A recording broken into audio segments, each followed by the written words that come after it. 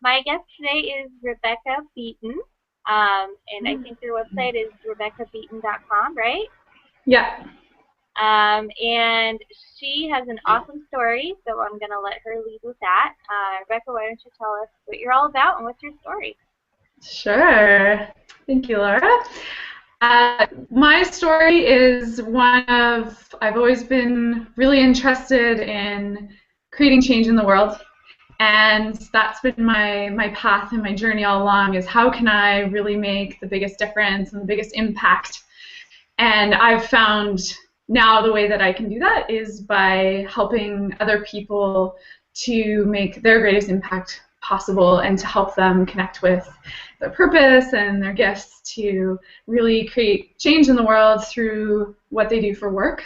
And I basically, I landed on this after years of working in university as an environmental activist. I was very into activism, and then once I graduated, I moved into the nonprofit sector doing environmental work, and I found it to not be effective. It wasn't really getting to the root of what I felt was the problem, and I do see now that a lot of our environmental problems and problems in the world are symptoms of a much deeper problem, and that's a lack of connection to ourselves and to each other. So I work now to help people connect deeper with themselves and their purpose so that they can share that with the world and really make a difference.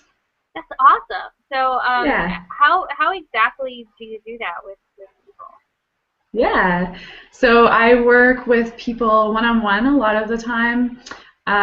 With clients, I have programs. I have a purpose and career clarity coaching program, so helping people get clear on what their purpose is and then how they want to live that out in their career. And I also do a lot of writing, so I have a blog where I help people connect with that greater calling that they have and help them really step into their greatness. And speaking as well, and a group program coming up, so I'm really hoping to expand the reach and build a movement around this because I believe if we were all, living our unique purpose, that the pieces of the puzzle would fall into place naturally for a much more peaceful, harmonious, sustainable, spiritual, fulfilling, all that good stuff kind of world. So, Awesome. I love how yeah. active you are about really putting yourself out there and putting out content and things that help people. I love Thank that. you. Thank you, Laura.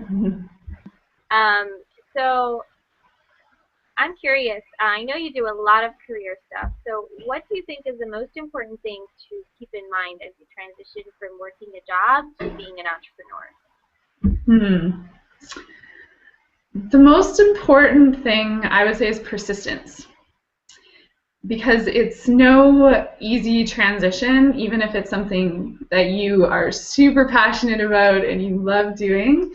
It can be challenging, and there's going to be times when you fail and when you get knocked down, and it's all about, are you going to be that person when you get knocked down who complains about all the things that are working against you and why you can't do it? Or are you going to be the person who picks yourself back up, looks at your mistakes as an opportunity to learn? What can I learn from this? What can I do differently next time? And keep going and knowing that it's going to work out in the end because you're doing what you're meant to be doing, and that the pieces will eventually come together and everything will fall into place, but you need to be persistent. You need to stick it out. So that would be the biggest thing. Oh, that's awesome. I worked with Dr. Angela Duckworth when I was in college, and she Okay. does research on grit, which basically she defines as people's ability to get back up when they fall down over and over again. And she says those are the people that end up being the most successful in the long run in whatever they do. That's really Exactly. interesting. That's exactly what you found too. Yeah, yeah. So, and I mean, there's so many examples of this with people who do make it big and do become very successful. They all have these stories of how many times they failed. I think Thomas Edison inventing the light bulb, there's some crazy, like, over 1,000 failures. Yeah. You know, and he kept at it, and every time he didn't view it as a failure, he viewed it as being one step closer to what does work, because he knows one more thing that doesn't work. So Absolutely. it's all about perspective and how you look at failures a lot of the time, too, and that can really help in being persistent if you are able to shift your perspective around what failure means. Yeah. You know, I do a lot of fear work, so I was just reading a book called Feel the Fear and Do It Anyway. It's one of the top Mm-mm. books in fear. Yeah. And I went to on her website, and she said that when she got so many rejections when she first applied for her, for her book to go out. One of them said, um, even if Lady Diana would be bicycling down the street naked, giving away copies of this book, no one would read it. Like, that's Wow. ouch. And it became one of the biggest Wow. books in fear. Yeah, that's amazing. Yeah, I think same with J.K. Rowling wrote the Harry Potter series. Yeah, they got She a was lot of. rejected a number of times as well. So there you go. So Just gotta find what fits. that's awesome. Yeah. So what do you think is like, what are some of your tips for people who want to, like, for persistence? How, when you try to be an entrepreneur, you get hit down a lot. So what are kind of your best tips or your number one tip to keep getting up? Well, like I said, shifting your thinking around failure. So looking at failure as an opportunity to learn and asking yourself, what can I learn from this? Which is a really important question. And then also not forgetting to ask yourself, what can I do differently next time? So how does that, it's great to know philosophically and have these ahas of, oh, awesome, I learned this. And then really looking at how you can apply that. So what will you do differently next time to ensure that doesn't happen again? Awesome. And So yeah, sorry. that's the best tips I can give around failure. Yeah. Okay, so see failure is kind of like a necessary lesson. Shift your thinking around it, learn the lessons, and then apply to change your behavior, right? Yeah. And yeah, exactly. Seeing failure as necessary and not as a bad thing is bringing you one step closer to your end goal. Good. Yeah, absolutely. Yeah. I think that's an awesome way to think about it. If we all thought about it, we would all be so much more successful. Um, Yeah. so so I do a lot of like self-sabotage work. So I'm curious. You work a lot with people who come out of their jobs and become entrepreneurs, right? Who are stuck in their jobs and they hate it. So what would you say is, kind of what are the biggest ways that people self-sabotage themselves when they're trying to transition from being stuck in like a job they hate and being an entrepreneur? Yeah. Good question. And this is something I've thought a lot about. And I think the biggest way that people self-sabotage is by focusing on what they don't like about their current job. And this is something that is typical among people that, oh, I don't like my job, oh, I wish I was doing something better and different, yet they remain stuck where they are because focusing on what you don't like about your current job is, first of all, it's very draining. It's very draining of your energy, and it's not productive. And the second thing is you take yourself wherever you go. And if you're in this thought pattern of focusing on what you don't like about your job, you might find a new job, one that's even better suited for your gifts or your purpose, but you're going to bring those same thought habits with you. And you're going to be focusing on the negative. If you go into being an entrepreneur, for example, you might be focusing on the failures and what's not working. And that's going to keep you stuck in exactly the same place, even if you're transitioning jobs. So shifting into focusing on what you love about your current job. And having that will give more energy to you to, spend on looking at what other possibilities there are for you. And other thing I'll address with that is a lot of people, when I mention that, will bring up a fear around, well, if I start to focus on what I love at my current job, then I might not want to leave it. Which is a legitimate response to that. And to that, I like to say, I don't think that's true, first of all, because if you're focusing on what you love about your current job, you're gonna really be able to then take that ability to focus on what you love about that job to your next job. And also, if you do focus on your job and what you love about it, and then you find that you do love your job, isn't that ultimately what you want anyway? And that's likely not to happen. What's likely to happen is you will feel happier, you'll have more energy, and you're going to have more energy to then focus on a new career, one that's going to fulfill you more. Absolutely. When I was still stuck in my job, I remember I used to hate it too, and I used to have so much energy in hating it. And every time a part of me said, how about you start looking at the things you like about it, or let's be grateful for it, there was this other part of me that said, but what if then I won't be as motivated to work hard to get myself out of this? Mm-hmm. So, and I guess what you're saying is, well, you kind of have to. What happened was when I finally managed to accept being in that job and like it and be okay with it, I discovered that a lot of that negative energy I had been investing in hating it was actually draining me and preventing me from doing work that I could be doing for my business. Mm-hmm. So I don't know exactly. if that resonates with you at all. That's exactly it. Yeah. It seems counterintuitive mm-hmm. to focus on what you love about the job that you want to leave. mm-hmm. But that's exactly it. It gives you the energy, the motivation that you need, and the positivity that you need to focus on what you're wanting to grow or where you're wanting to shift to next. Yeah. Absolutely. So did you have this experience yourself, or how do you get to all of this wisdom? Yeah, I've definitely had that experience. I called myself a serial job quitter. That's awesome. Nice job title. Yeah, because I loved quitting jobs. I would constantly be in a new job and then I wouldn't like it, and I would quit, and I would get this high off of it.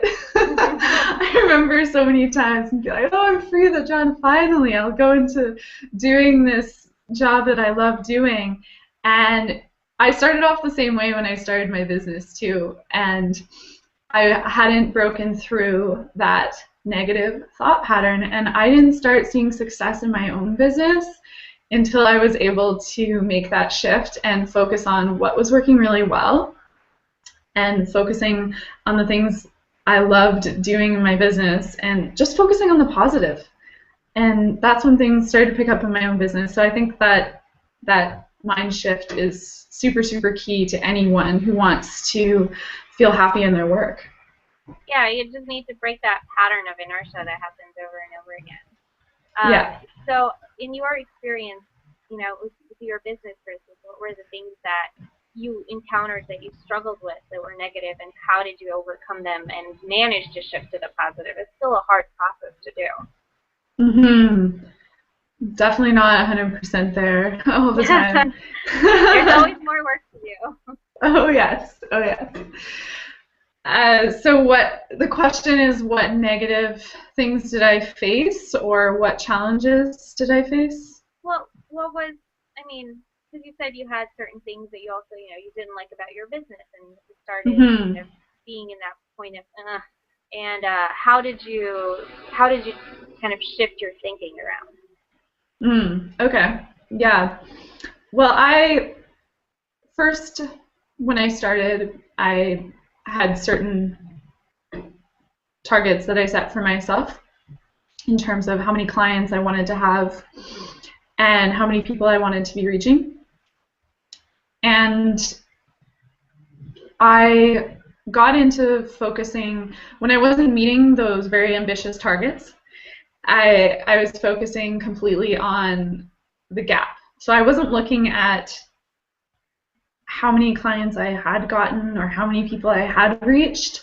I was looking at the gap between how many I wanted to and how many I had. Uh-huh. So shifting my focus to away from the gap and over to, what I had accomplished, and looking at that and giving gratitude and appreciation for that, because whatever we focus on expands, right? Absolutely. So by Puts you in focusing a on the different negative, mindset. I was getting more I was getting more lack in my business, I was having less clients, and then shifting my focus onto what was working really well, I found I started to get more of that in my business. And I think that applies to anyone running a business and even in every area of your life. Really. I think that's actually very accurate. It's just that gratitude that really transforms you. So that was kind of Mm. the main thing, is kind of being grateful for every step forward you took. Yeah. Yeah, really focusing on those, and tangibly what that looked like was journaling and writing out every morning, every night, a practice of writing out what's going really well, what I'm really grateful for. That's awesome. Now, a big part of this show is to help. There's young, smart people who kind of lose themselves in self-sabotage and either go on the path to success or on the path to happiness, but without kind of reaching that middle point, or bridging the gap between the two. Um, It's an so interesting way of looking at it. so what's kind of your biggest insight about that, or your biggest piece of advice for these young people who end up being underachievers but who could get so far in both success and happiness together? Hmm. I think first step would be really defining what success is for you, Mm-hmm. because I think there is an idea out there, put out there by media and the society, of what success is. And a lot of people blindly follow that and find it ultimately to not be fulfilling, because what success is for everyone is different. Mm-hmm. So taking a look at, what does success mean to me? When I am successful, what does that look like? And when you have those definitions, looking at why you want those things. And I think a lot of the time, the why ultimately leads to happiness. It leads a lot of the time to making a difference in the world, to greater connection with other people, and ultimately those things bring happiness. And that's really what's at the root of it. So I would suggest starting off by defining success for yourself on your own terms. And to turn that back around to you, what does success? What is success to you? What is that sweet spot? To me, what's success? Mm-hmm. To me, success is living out my greatness. So, so when I am, and there's so many pieces of that to me, but it comes down to living a really healthy lifestyle, to doing work that makes me really happy, and where I feel like I'm making my biggest impact possible, and to make a nice living doing that as well, to have a comfortable lifestyle and some extra money where I'm able to help others as well with that money too. That's ultimately success for me. And I mean, as I said though, how everyone defines that, I think there are a lot of similarities, probably because there's so many similarities among people, but Absolutely. how everyone defines that is going to be different for them. So I would encourage anyone watching to really go through and flesh out their own definition of success for themselves. Absolutely. That's wonderful advice. Well, thank you, Rebecca. Thank Where can you. people find you? People can find me on my website at www.rebeccabeaton.com. And you can check out my blog there as well as my coaching services and an upcoming group program called 6 Weeks to Career Clarity, which will be starting at the beginning of April. Oh, that's awesome. What kind of things are you going to be covering in that? That I'll be covering, so we'll be looking at things like how to set your life up for your greatest success and to have lots of energy in your day-to-day life so that you can achieve what you want to achieve. And then we'll be looking at the very practical things such as looking at your values and getting you clear on your purpose and your passions and your strengths and mushing all these together to come up with what people want to do for their most impactful career doing what they really love. And one other piece to that is also looking at the inner stuff as well. So looking at confidence building and working through blockages, so any blocks that people might have to really achieving what they want to achieve. Oh, that sounds awesome. Sounds like you really. Yeah, I'm really excited about it. Awesome. All right. Well, thank you so much for being my guest, Rebecca. Thank you. I really appreciate you, coming here and sharing all your story and your advice.